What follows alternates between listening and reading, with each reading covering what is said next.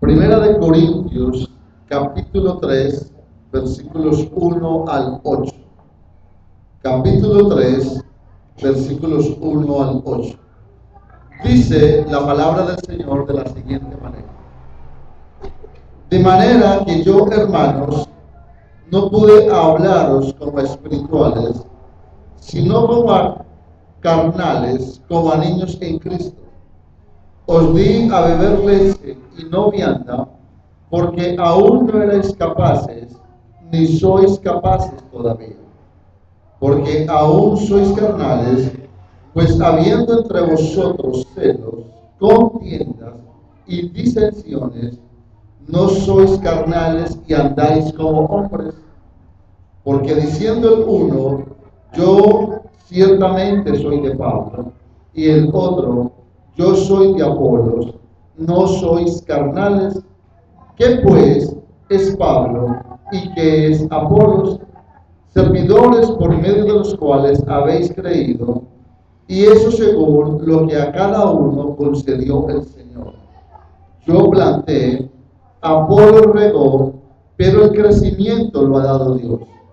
Así que ni el que planta es algo, ni el que riega, sino Dios que da el crecimiento. Y el que planta y el que riega son una misma cosa, aunque cada uno recibirá su recompensa conforme a su labor. Oremos. Señor, delante de ti en esta mañana pedimos la dirección de tu Santo Espíritu. Te rogamos, Señor, que nos dirijas, que abras nuestras mentes para que tu palabra pueda ser comprensible. Queremos, Dios, ser edificados, pero a la vez aplicar tu palabra y de esa manera poderte glorificar, Señor. Enséñanos, te lo pedimos, en el nombre de Jesús. Amén y amén. Este pasaje, hermanos, estos 8 versículos, los he titulado de inmaduros a maduros. De inmaduros a maduros.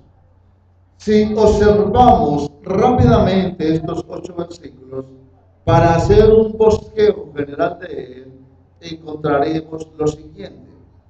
Según el versículo 1, notamos que Pablo habla a la iglesia comunicando un lenguaje como que hubiese sido transformado. Él presenta una dificultad, por lo tanto él dice, no pude hablarlos como a espirituales, sino como a carnales, como a niños en Cristo. En este sentido, este versículo nos está hablando de una iglesia infantil. Luego en el versículo 2 encontramos que habla del alimento para esta iglesia.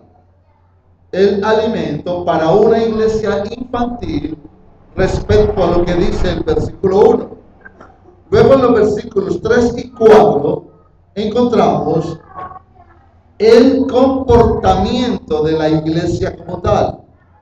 Esos versículos 3 y 4 están hablando del comportamiento de una iglesia infantil. Habla de que entre ellos habían celos, contiendas, disensiones, y a la vez unos tenían preferencias por Pablo, por Apolos, etcétera, etcétera. Y ya en los versículos siguientes, del 5 al 8, encontramos lo que es el error de esta iglesia, el error de lo que es una iglesia infantil. Estos versículos, hermanos, son el retrato de una iglesia inmadura. Estos versículos nos están mostrando a una iglesia que no había alcanzado la madurez, a una iglesia que está en ese proceso de maduración. A través de ellos vemos un espejo fiel, podemos ver ahí en este texto un reflejo de lo que pueden ser muchas iglesias hoy. Y si nuestra iglesia está reflejada en este texto, tenemos que venir delante de Dios en esta mañana con mucha humildad y considerar esto para transformar y dejar de ser quizás una iglesia inmadura para llegar a ser una iglesia madura.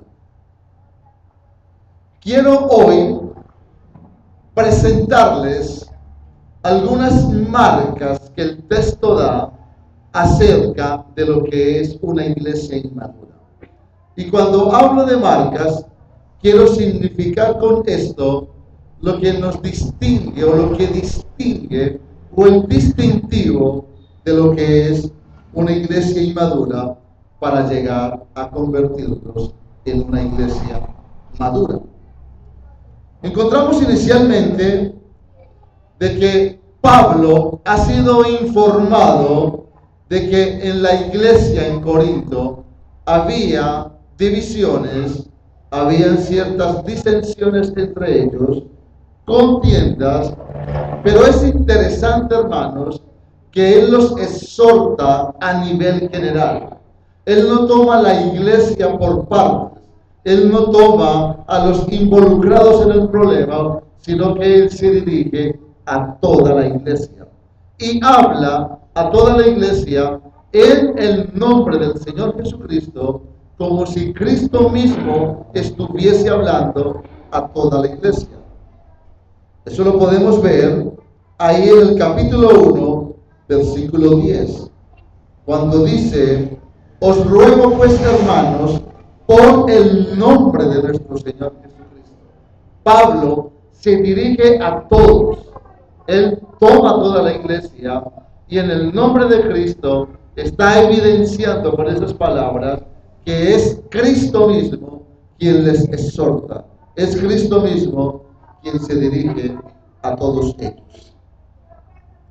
El deseo de Pablo es que la iglesia tenga un mismo propósito, pero para ellos lograr llegar a ese mismo propósito, según ese versículo 10, ellos debían ponerse de acuerdo.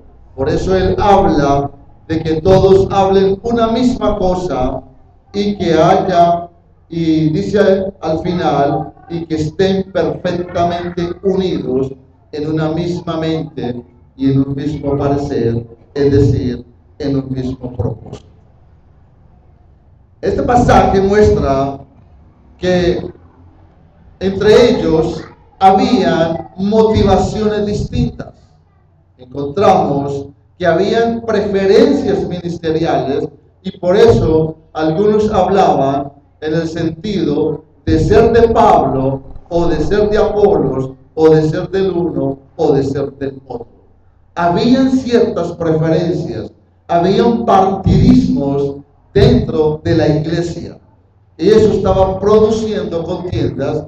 Y es más, cuando miramos ahí en el capítulo 1, versículo 11, Pablo dice que unos se mostraban como seguidores de él, otros de Apolo, otros de Cefas y otros dicen de Cristo. Miren la iglesia cómo estaba. Estaba con problemas, habían divisiones, habían contiendas, habían disensiones entre ellos. Pablo manifiesta su desacuerdo, Pablo manifiesta su incomodidad para la iglesia cuando en el versículo 13 les hace una pregunta retórica. Él les dice: ¿acaso está dividido Cristo? Con esa pregunta retórica, que la respuesta es un no enfático, es decir, la respuesta de ellos debió haber sido no, Cristo no está dividido. Entonces, como Cristo no estaba dividido, por lo tanto, Pablo les quiere mostrar que la iglesia no tiene ningún motivo para estar dividida. Si Cristo no lo está, mucho menos la iglesia lo debía estar, y en este caso la iglesia local que se encontraba reunida en la ciudad de Corinto. Dentro de las marcas y teniendo como base el bosquejo. El primer punto es, según el versículo 1, es que Pablo está hablando de una iglesia infantil, según el versículo 1. Entonces, teniendo el panorama que acabamos de expresar, ese panorama que acabamos de exponer, Pablo, en este versículo 1 del capítulo 3, él inicialmente empieza a hablarles de que hay una dificultad en la forma como se debía dirigir a ellos. Y la dificultad consiste en que ellos son niños en Cristo. Él dice que tiene que dirigirse a ellos no como a creyentes espirituales, sino a carnales, como a niños en Cristo. Él está presentando una iglesia totalmente inmadura. Él está delante de creyentes que son todavía niños, que todavía no han alcanzado una madurez en ese momento. Dado este versículo y los siguientes, muchos hacen una división de tres tipos de personas. Enseñan de que hay personas naturales, es decir, no creyentes, inconversos. Se enseña de que hay creyentes carnales y que hay creyentes espirituales. Las personas naturales son aquellas, según la Biblia, que no tienen el Espíritu Santo de Dios. Ahí en el capítulo 2, versículo 14 dice lo siguiente: pero el hombre natural no percibe las cosas del Espíritu de Dios, porque para él son locura y no las puede entender porque se han de discernir espiritualmente. Ese versículo está hablando de aquella persona que es totalmente inconverso, hombre natural, no tiene el Santo Espíritu de Dios, por lo tanto él no entiende las cosas que son de Dios. Luego, a partir del capítulo 3, Pablo se dirige a una iglesia y dice: sino que tuve que hablarles a ustedes como a carnales. Y luego dice: como a niños en Cristo. Muchos han deducido a la luz de estos versículos de que pueden haber creyentes carnales y a la vez creyentes espirituales. Pero cuando observamos el mismo texto, Pablo simplemente lo que está estableciendo es una comparación y a la vez está evidenciando la realidad que en ese contexto o en ese momento ellos están viviendo. Él dice: sino como a carnales, como a niños. Es decir, él explica seguidamente que ellos son carnales, pero explica que esa carnalidad obedece a que todavía son niños en Cristo. Sería, hermanos, muy contradictorio hablar de creyentes carnales y a la vez creyentes espirituales. Por lo siguiente, en el capítulo 1, observe por favor ahí en el capítulo 1, en el versículo 2, la carta dice de la siguiente manera: a la iglesia de Dios que está en Corinto, a los santificados en Cristo Jesús, llamados a ser santos, con todos los que en cualquier lugar invocan el nombre de nuestro Señor Jesucristo, Señor de ellos y nuestro. Notamos ahí, hermanos, que Pablo se dirige a los santificados en Cristo Jesús y dice: llamados a ser santos. Es decir, Pablo escribe a unos hermanos que posicionalmente en Cristo son santos, pero que son llamados a crecer en esa santidad. Son llamados a que en ellos haya un progreso espiritual. Por eso hablamos de una santidad progresiva. Entonces, cuando llegamos al capítulo 3, Pablo habla a unos hermanos donde él dice que no les puede hablar como espirituales, sino como a carnales. Pero la carnalidad no está indicando ahí de que ellos vivan en ella, sino que estaban siendo influenciados por ciertas obras de la carne. Porque anteriormente él les dice que son santos, llamados a ser santos. La realidad de la iglesia en ese momento era que estaban en un proceso de inmadurez y que apenas venían creciendo en esa santidad progresiva, y por lo tanto ellos todavía manifestaban obras de la carne. Por eso, como digo, de ese versículo es una iglesia infantil. Es imposible hablar, hermanos, de una iglesia en donde el Espíritu Santo está morando en los creyentes y que a la vez ellos, con el Espíritu Santo morando en ellos, estén siendo gobernados por las obras de la carne. Eso sería una contradicción en las Escrituras, porque cuando tenemos el Espíritu Santo, debemos estar siendo gobernados por el Espíritu Santo. Y vamos a mirar Romanos capítulo 8. Retroceda ahí un poco. Romanos capítulo 8. Romanos 8, versículo 1 dice: ahora pues, ninguna condenación hay para los que están en Cristo Jesús, los que no andan conforme a la carne, sino conforme al Espíritu. Note usted ahí, hermano, que el texto está hablando, no hay condenación para los que están. En primera instancia, expresa la posición que tiene el creyente. Es decir, antes de estar sin Cristo, no teníamos esa posición, estábamos fuera de Él. Pero ya habiendo creído, habiendo una nueva regeneración, habiendo una conversión en nosotros, tenemos una nueva posición. Por lo tanto, no hay condenación y por lo tanto no andamos, no vivimos en la carne. Sino que dice el texto que el creyente vive en el Espíritu. Eso lo corrobora más adelante el versículo 5. El versículo 5 dice de la siguiente manera: porque los que son de la carne piensan en las cosas de la carne, pero los que son del Espíritu en las cosas del Espíritu. Es decir, si hemos nacido de nuevo, tenemos el Espíritu de Dios, tenemos que estar siendo gobernados por el Espíritu de Dios. Entonces no podemos admitir de que hayan creyentes carnales.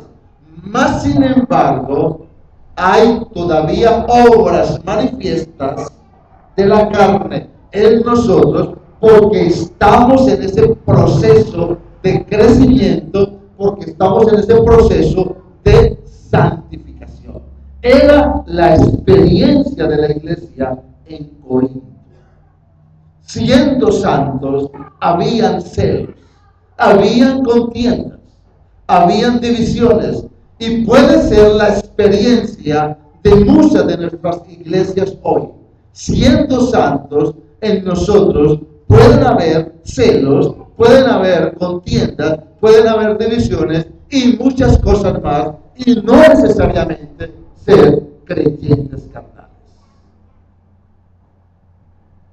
Es más, todo verdadero creyente es obvio, por ser un verdadero creyente, que tiene el Santo Espíritu de Dios morando en él, y por el mero hecho de nosotros tener al Espíritu Santo de Dios morando en nosotros, eso nos llevará, eso nos guiará, eso nos dará la convicción de luchar contra el pecado, de batallar contra el pecado, mientras que el hombre natural, que es totalmente carnal, ese hace todo lo contrario, se deleita en el pecado, no tiene lucha contra el pecado, no tiene convicción de pecado, se goza antes en él. Esa es la diferencia. Entonces, por lo tanto, la Biblia lo que enseña es que hay hombres naturales, hombres no creyentes, hombres inconversos y creyentes. A pesar de eso, a pesar de que como estaba la iglesia en Corinto con todos estos problemas, Pablo se dirige a ellos como los santificados, llamados a ser santos. Y eso somos nosotros. Por eso, cuando introducía el tema, hablaba de que vengamos delante del texto y delante de Dios en esta mañana con mucha humildad. Porque si en este pasaje de estudio encontramos que estamos reflejados ahí, es para enderezar, para componer, para transformar todo esto a la luz de la experiencia de la iglesia en Corinto. Una marca de una iglesia infantil, según el versículo 1. Una marca de una iglesia infantil, como lo describe el versículo 1, es que predomina el yo y no Cristo. Teniendo como referencia el contexto anterior, Pablo les habla, Pablo les exhorta a que no haya entre ellos divisiones, sino que estén perfectamente unidos, según el versículo 10 del capítulo 1. Y la división la vemos que está basada en las diferentes opiniones que había entre ellos. Es por esto que Pablo les dice, hablen una misma cosa. Es por esto que Pablo nos dice, hablemos una misma cosa. Y sabemos, hermanos, que tendremos y que tenemos diferencias. Eso no lo podemos ignorar. Y eso se refleja en nuestra manera, no solo de pensar, sino también a la hora de exponer nuestras diferencias. Es decir, las pensamos, las tenemos y es obvio que las expongamos.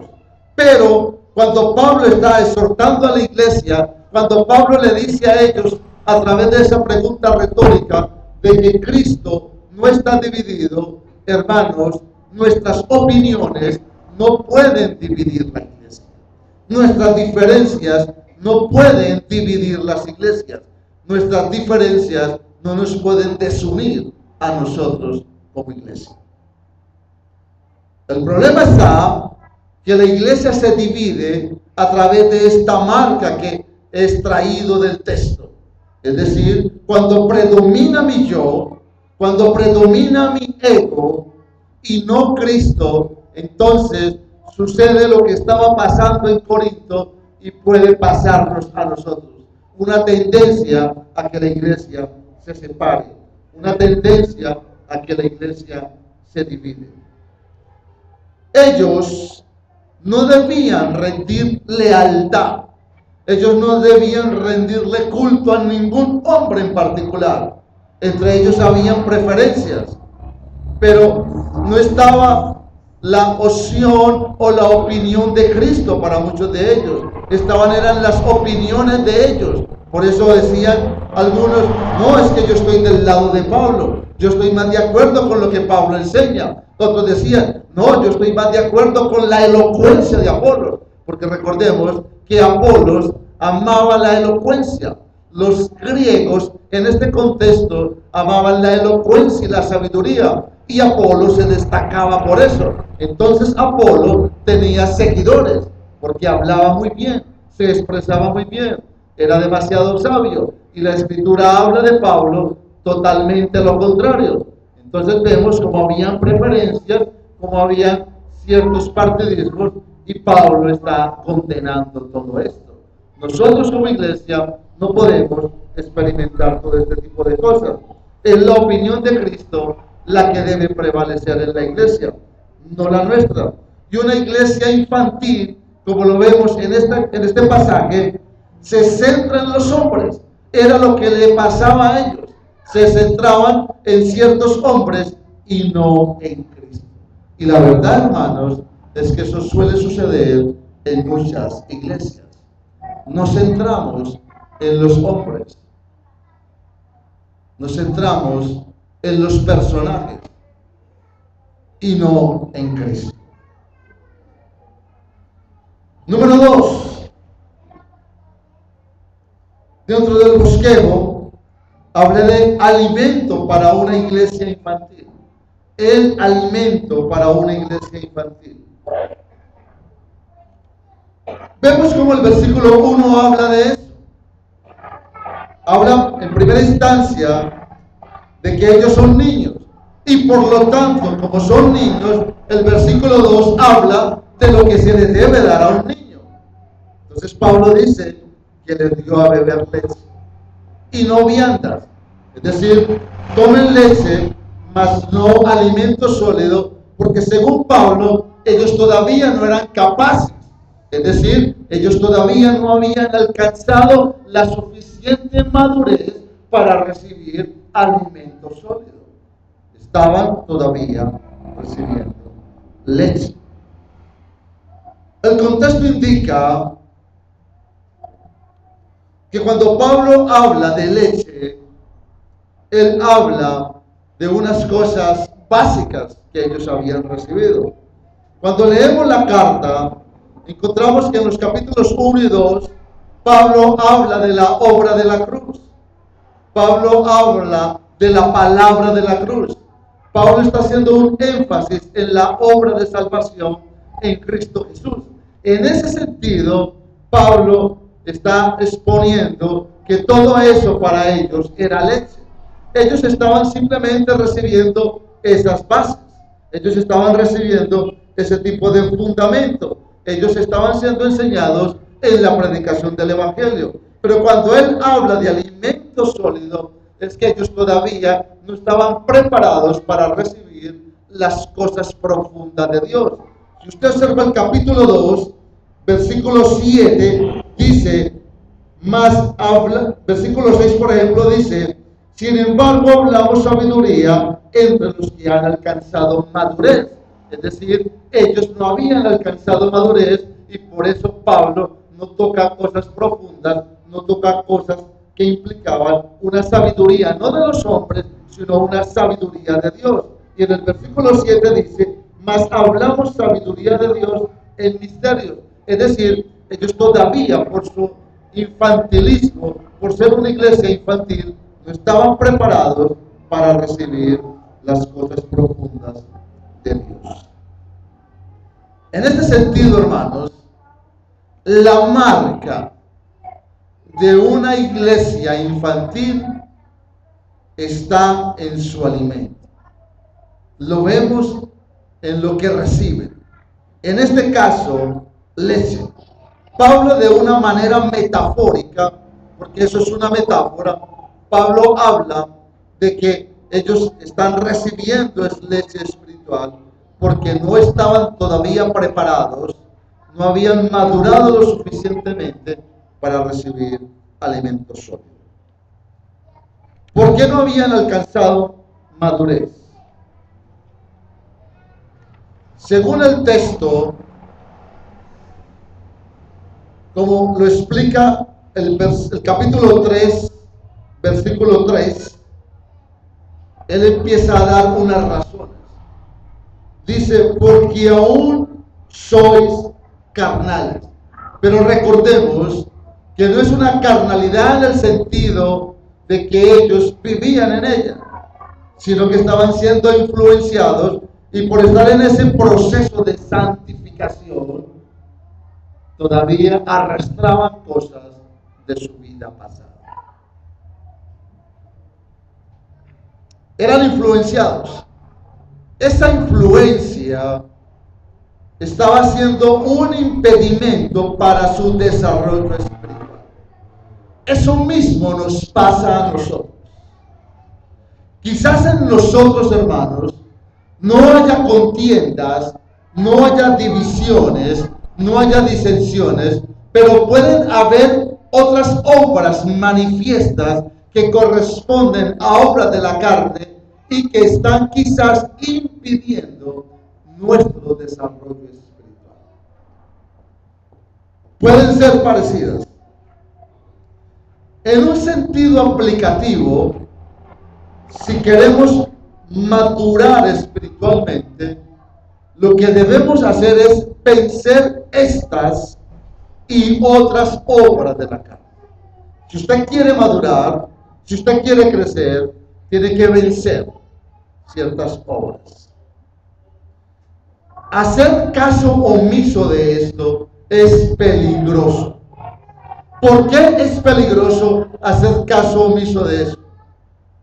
Porque usted está considerando de que usted prácticamente está en un estado de perfección, de que en usted no hay evidencias, no hay manifestaciones de obras de la carne en su vida.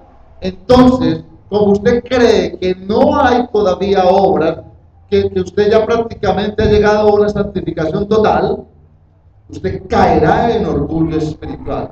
Y cuando usted cae en orgullo espiritual, eso lo lleva a mirar a usted, a los demás, como pecadores. Usted es perfecto, pero los demás son los pecadores. Y usted condena. Y cuando usted ve que su hermano cae en una conducta que usted desaprueba, que Dios desaprueba, usted llega a la instancia de prácticamente no solo condenarlo, sino catalogarlo como si él fuera un inconverso, como si él fuera una persona natural. Y recordemos, hermanos, que así como muchos han caído en pecados graves, pueden ser de inmoralidad o lo que sea, cualquiera de nosotros puede también caer. Y no quiero entrar como si estuviese hablando de una justificación. No, estoy mostrando la realidad de una iglesia y que puede ser la verdad, la realidad de nuestra propia iglesia. En ellos habían ciertas obras y están detalladas, divisiones, contiendas, disensiones. Pero la pregunta sería, ¿qué obras hay todavía en nosotros? ¿Qué obras todavía permanecen en nosotros? Si usted no es consciente de eso, hermano, usted caerá en un profundo orgullo espiritual. Usted se considerará prácticamente santo, sin mancha, y los demás son los pecadores. Usted condenará a los demás. Usted no tendrá misericordia de los demás. Y este texto es muy especial para que nos miremos en él, para que nos reflejemos en él. Y nos denota que así como ellos estaban en ese proceso de crecimiento, estaban en esa inmadurez, muchos de nosotros también podremos estar en ese mismo proceso y en esa misma inmadurez. No son los años los que nos hacen cristianos. Puedes llevar muchos años en el Señor y todavía siendo un niño, todavía siendo un inmaduro, arrastrando muchas cosas, influenciado por muchas cosas.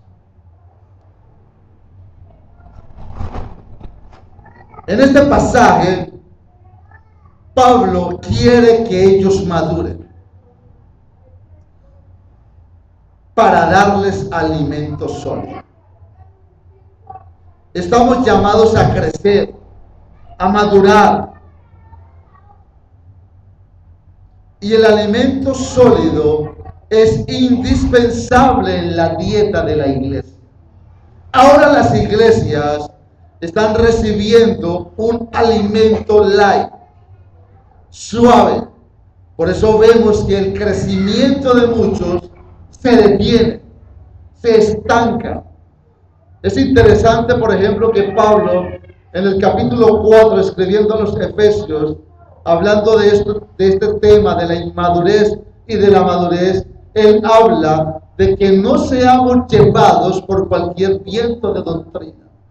Cuando usted alcanza cierto grado de madurez, usted puede sostenerse, usted puede tener la convicción, la seguridad de no ser guiado, de no ser engañado por ciertas doctrinas. Entonces, hermanos, miren la importancia de la dieta. Cuando usted recibe alimento sólido, usted no va a fluctuar, usted no va a estar como la ola de un lado para otro. Cuando usted recibe alimento sólido, se cumple lo que dice Hebreos 5. Usted puede ser maestro, pero ¿cuántos están en el Señor y no son capaces aún de evangelizar a alguien? No son capaces de presentar el Evangelio de Cristo a nadie.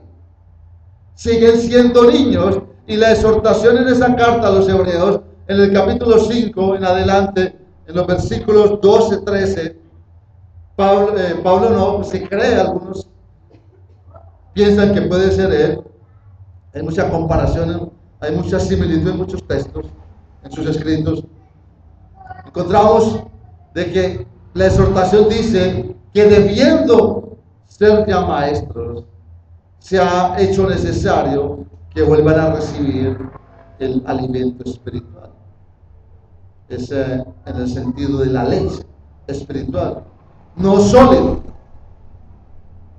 Debemos alcanzar madurez para ser maestros. Es más, ahí mismo en ese pasaje, él habla, o el texto habla, de que cuando alcanzamos madurez, podemos discernir el bien y el mal. Tendremos discernimiento, pero es indispensable una dieta sólida, así como en la parte natural del bebé.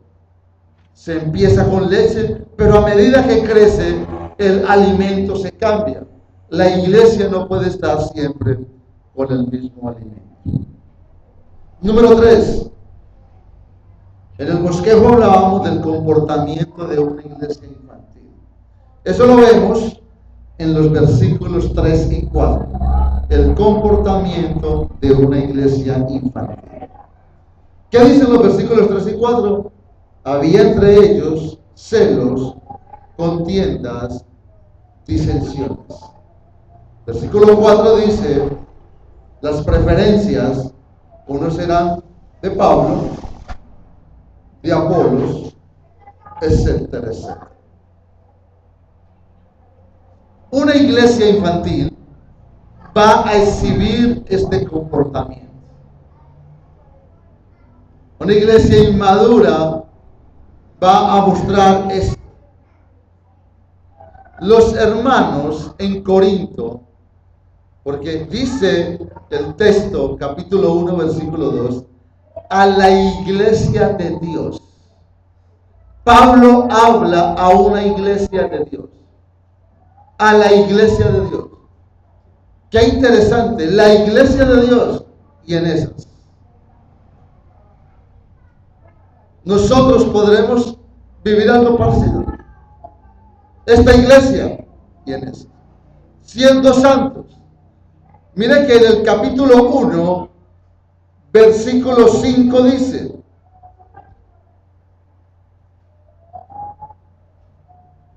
porque en todas las cosas fuisteis enriquecidos en él. Ellos disfrutaban de la gracia total de Dios.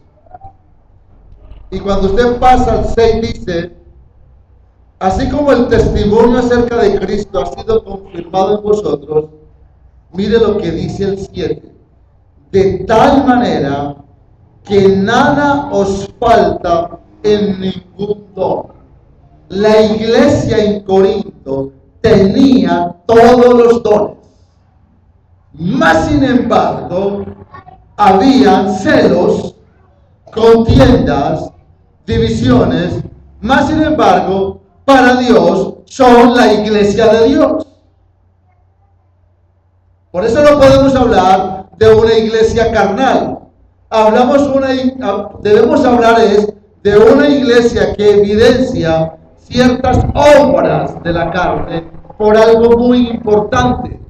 Porque siendo nosotros regenerados, aún permanece en nosotros un remanente de pecado. Aún tenemos un pecado residual y por eso van a ser evidentes ciertas obras de la carne en nosotros. Tenemos que ser claros en eso. Tenemos que ser muy conscientes de eso.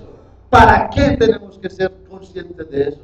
Hermanos, para no confiarnos en nosotros mismos, en nuestra propia prudencia y siempre estar abogando por un crecimiento, por una madurez de orden espiritual.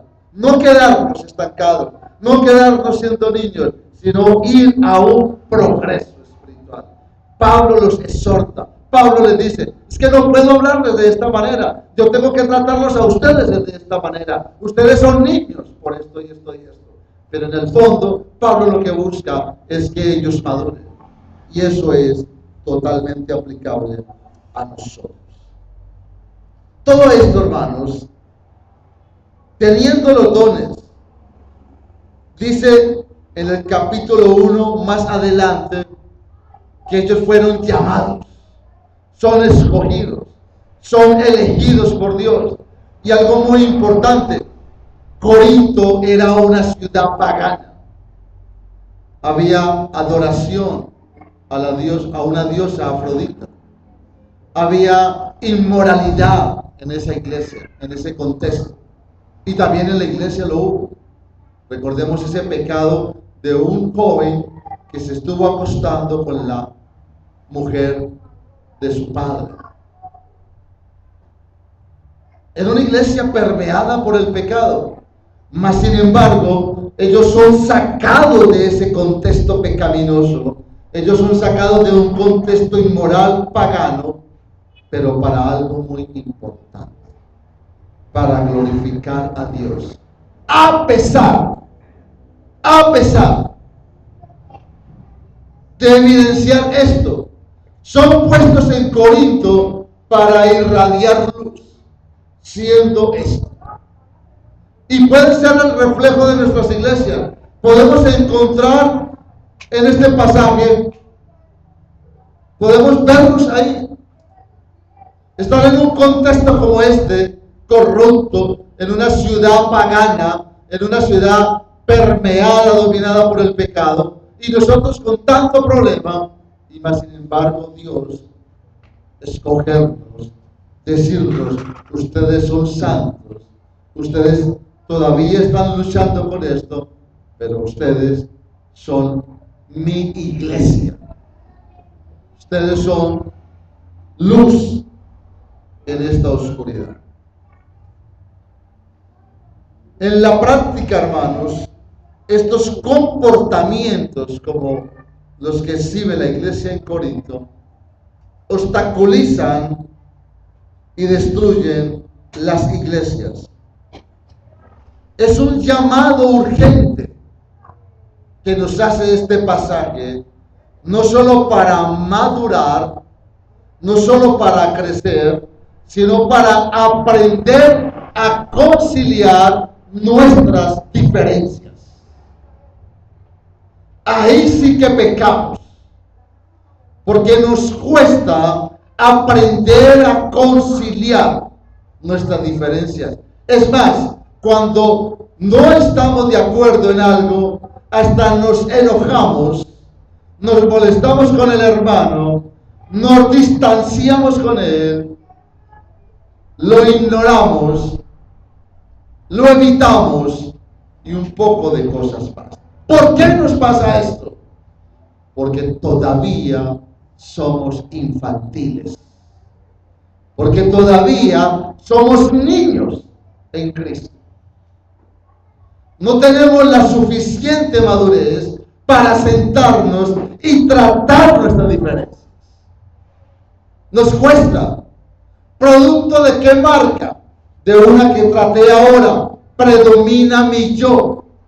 Y como no se hace como yo digo, entonces me distancio, me divorcio y un poco de cosas similares.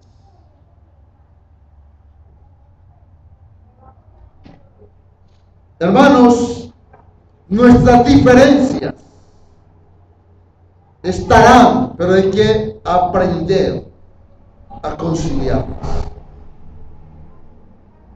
Somos exhortados a aprender a no tener preferencias en la iglesia, a no tener partido dentro de la misma iglesia. Ese es el problema de esta iglesia en Corinto. Yo soy de este, yo soy de aquel. Nadie es de nadie en la iglesia. Nadie es de nadie. Somos de Cristo y a Él debemos seguir. Ellos exhiben un espíritu partidista y esto no puede estar en nuestras iglesias. No estamos compitiendo, porque ese es uno de los problemas que había allí. Pablo había establecido la iglesia. Apolos era varón elocuente. Pero en la iglesia no puede haber competitividad en nosotros. Estamos sirviendo al Señor, como lo expresa Pablo en los versículos que siguen. Dentro del comportamiento de una iglesia infantil, hermanos, dentro de esas marcas, podemos decir lo siguiente: comportamientos partidistas o preferenciales van a dividir las iglesias. Comportamientos preferenciales exaltarán al hombre y no a Cristo. Y eso lo vemos. Vemos cómo ahora son los hombres los que son exaltados. Comportamientos preferenciales en la iglesia ponen al hombre como cabeza de la iglesia y no a Cristo, y lo vemos en este pasaje. Por eso decían algunos, yo soy de este, yo soy de aquel. Comportamientos preferenciales harán de nosotros, los hombres o mujeres, ídolos, y nuestro corazón debe estar en Cristo. Nuestro corazón debe amar a Cristo. Cuarto, hablamos en el bosquejo del error de una iglesia infantil. Y eso lo desarrolla Pablo a partir de los versículos 5. Pablo, en primera instancia, recordemos, le dice: ustedes son una iglesia infantil. Por lo tanto, como iglesia infantil, yo tuve que darles un alimento espiritual, no sólido, sino leche. Ustedes están para leche nada más, porque todavía no han madurado. Luego en el versículo 3, él les expone el por qué ellos no han alcanzado la madurez, y a la vez el por qué él tiene que darles leche espiritual. Y les dice: ustedes todavía tienen en sus corazones ciertas manifestaciones que corresponden a una iglesia infantil, a una iglesia inmadura. Y lo mismo hace con el versículo 4. Pero ya a partir del versículo 5, él les muestra el error que había en ellos, la percepción equivocada que tenían. Y él les hace una pregunta: ¿qué pues es Pablo? En otras palabras, él les dice: ustedes tienen que entender qué y quién soy yo. ¿Qué y quién soy yo? Y eso es lo que nosotros, hermanos, tenemos que entender. ¿Quién es usted? ¿Qué es usted? ¿Quién soy yo en la iglesia? ¿Qué soy yo en la iglesia? Y la respuesta es contundente: servidor. No más.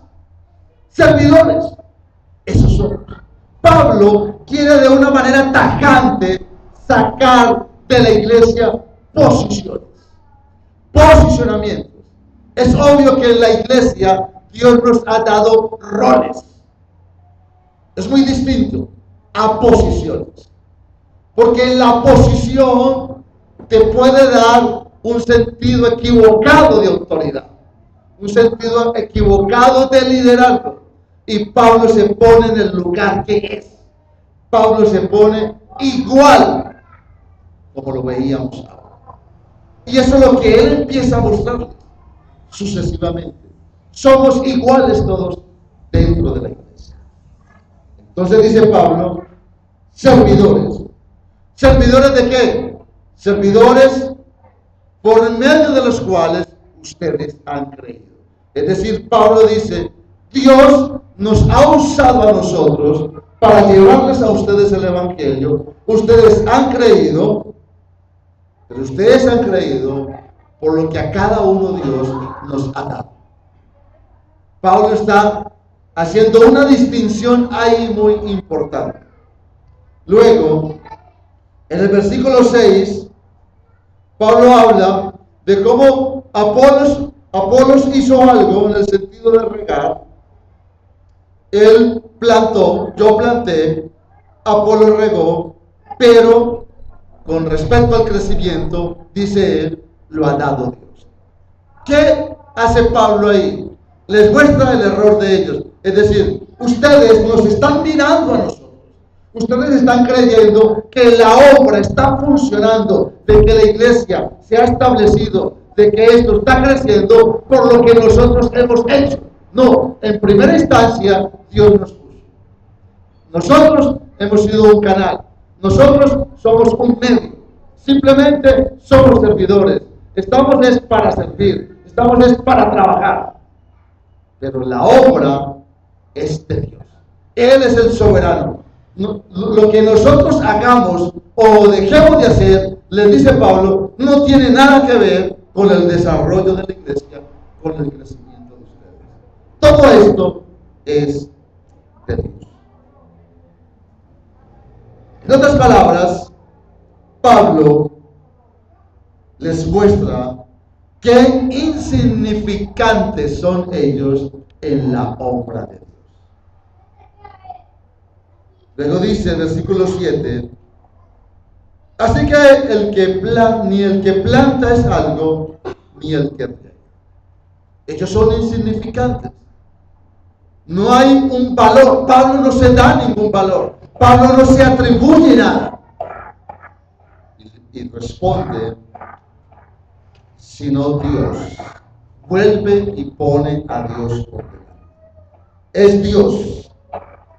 Ellos son insignificantes en el ministerio. Dios tiene la soberanía y el control sobre la iglesia. En el versículo 8 dice, y el que planta y el que riega, tanto Apolos como él, ¿son qué? Una misma cosa, dice Pablo. Es decir, en el ministerio, al ser iguales, ojo con esto, al ser iguales, hermanos, al ser iguales, debe haber unidad. Si nosotros nos vemos como iguales, entre nosotros existirá la unidad y por lo tanto habrá en nosotros un mismo pensar, un mismo propósito. Si nos vemos de esa manera. Pero cuando nos vemos diferentes, cuando nos vemos uno por encima del otro, difícilmente habrá unidad. Entonces, si en el ministerio somos iguales, debe haber unidad y nunca preferencias por alguno de ellos, como es lo que quiere evitar el apóstol Pablo. En nuestras iglesias, en nuestra iglesia, hermano, no pueden haber preferencias. Porque Pablo dice que él sirvió de acuerdo a lo que Dios le asignó, de acuerdo a lo que Dios le dio, de acuerdo a lo que Dios le concedió. Y él simplemente es un servidor. Entonces nosotros debemos de entender eso, para dejar de ser iglesias inmaduras, iglesias infantiles. Cada uno de nosotros servirá de acuerdo a lo que el Señor le dio, de acuerdo a lo que el Señor le haya asignado, y eso debe llevarnos o guiarnos a que entre nosotros se eviten preferencias, se mire a Dios como el que da el crecimiento, el que hace que la obra fructifique, no al hombre, porque ellos miraban era a ellos mismos y como que en ellos estuviera la facultad para llevar a cabo todo, e ignoraban que era Dios. Tremendo error, y nos puede pasar a nosotros. Y algo muy hermoso es ahí al final, que Pablo dice, siendo una misma cosa, aunque cada uno recibirá su recompensa conforme a su labor. Se indica la responsabilidad nuestra. Dios en su gracia nos otorga la salvación y más sin embargo nos quiere recompensar allá en ese momento final. Pablo habla en este mismo pasaje que si la obra de nosotros permanece, recibiremos recompensa. Él dice que la obra de cada uno de nosotros será probada así como por el fuego, pero que si la obra permanece, cada uno de nosotros recibirá recompensa. Seremos juzgados por nuestras obras. Sabemos que tenemos la salvación asegurada, pero más sin embargo, el Señor promete recompensarnos por nuestro trabajo. Eso es una motivación para servirle a Él. Y Pablo quiere que ellos entiendan eso, que dejando de ser inmaduros, avancen a una madurez y a su vez recuerden ellos que el crecimiento, que la obra, que la facultad, que el control, la soberanía la tiene Dios, pero que ese trabajo no va a ser en vano, porque ellos serán recompensados. Ellos estaban en un contexto hostil. Ellos venían paganismo, inmoralidad, pero él quería exhortarles a que dieran fruto. Y eso es para nosotros, a que demos fruto. Él quería exhortarles a que la iglesia no se dividiera, sino que la iglesia permaneciera. Y por eso debemos de trabajar arduamente nosotros, para que nuestras iglesias permanezcan y brillen para la gloria de Dios. Quiero darles algunas marcas. Recuerden que estoy hablando de marcas, de distintivos de la iglesia inmadura, para llegar a ser iglesia madura. Dentro de los errores que ellos debían reconocer, escribí lo siguiente. Una iglesia infantil o inmadura ignora qué y quiénes somos. La respuesta es solo servidores. Y no busquemos ser servidos, más bien aprendamos a servir. Una iglesia infantil cree que la obra está en lo que nosotros hagamos. Es obvio que somos llamados a trabajar, es obvio que tenemos la responsabilidad nosotros, pero recordemos que dependemos de Dios. Pablo lo dice claramente ahí. Somos llamados a plantar y regar, pero no olvidando que la obra es de Dios quien da el crecimiento. Ellos miraban a los hombres como si ellos tuvieran la facultad o la capacidad para dar el crecimiento. Y esa inmadurez la vemos en muchos creyentes cuando, por ejemplo, dicen, no, es que ese pastor sí es tremendo. Mire, ese pastor empezó la iglesia hace poquito y mire cómo la iglesia ha crecido. Y mire cómo esto y mire cómo aquello. No, es que ese pastor es muy ungido. Y ese pastor, en esa iglesia hay 500 jóvenes y tienen culto lunes, martes, miércoles, jueves. Y hay reuniones de damas y hay reuniones con niños. Y tienen esto y tienen aquello. Y ese pastor esto y aquello. Esa es la iglesia inmadura. Reconocimiento al hombre, exaltación al hombre, ignorando la gracia de Dios, la misericordia de Dios.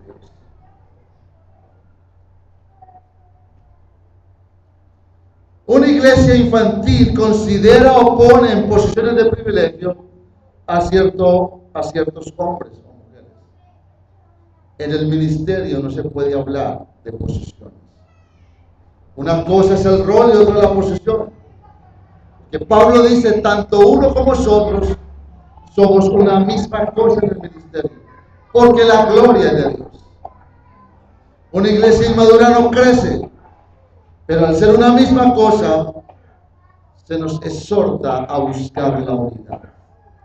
La unidad denotará madurez en la iglesia. Una iglesia que es madura está unida, y eso la llevará a trabajar por una misma causa. Y termino con estas conclusiones. Como hemos podido notar, hermanos, la iglesia en Corinto no era perfectamente santa. No lo era como nosotros. Y no lo era en esa santidad progresiva que ellos debían evidenciar. Por eso Pablo les habla de inmadurez, de ser todavía niños. Y Pablo esto lo considera, lo expresa como un proceso de inmadurez en sus vidas. Lo interesante, hermanos, es que no los condena. Él no los condena. Antes les anima a madurar, como puede ser esto hoy en nosotros. No condenemos al hermano, no, animémosle a madurar.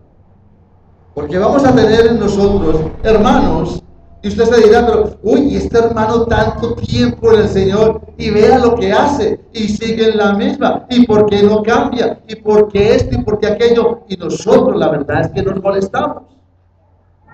Que vemos al hermano y vemos a la hermana con ciertas obras, y los tildamos, como dije ahora, de inconversos. O le decimos, es que este es muy carnal. No, hay todavía obras en él. ¿Producto de qué? De su remanente de pecado. ¿Por qué los cristianos pecamos? Porque tenemos un remanente de pecado todavía en nosotros. Si no tuviésemos ese remanente, entonces no tendríamos pecado y no pecaríamos. Por eso todavía pecamos. Y quizás, hermano, no tenemos pecados tan escandalosos como estos de esta iglesia, pero habrán pecados. Y debemos de ser sinceros. Tenemos pecados. Usted lo sabe. Yo lo sé. Yo sé con qué estoy luchando. Pero eso me da la convicción de que soy hijo de Dios, porque estoy luchando. Si usted no está luchando, entonces usted no es un hijo de Dios. Porque si usted no está batallando contra ese remanente que tiene ahí y que lo induce a pecar, si usted no lo está haciendo, usted no es cristiano. Debe arrepentirse. Necesita Cristo. Así como lo estamos necesitando nosotros continuamente por estas situaciones. También vemos, hermanos, que aparte de Pablo no condenarlos, son animados pues a madurar, pero a su vez él no justifica sus acciones pecaminosas, y a eso también estamos llamados nosotros, a no justificarlas y a no justificarnos a nosotros mismos, porque la exhortación es a crecer.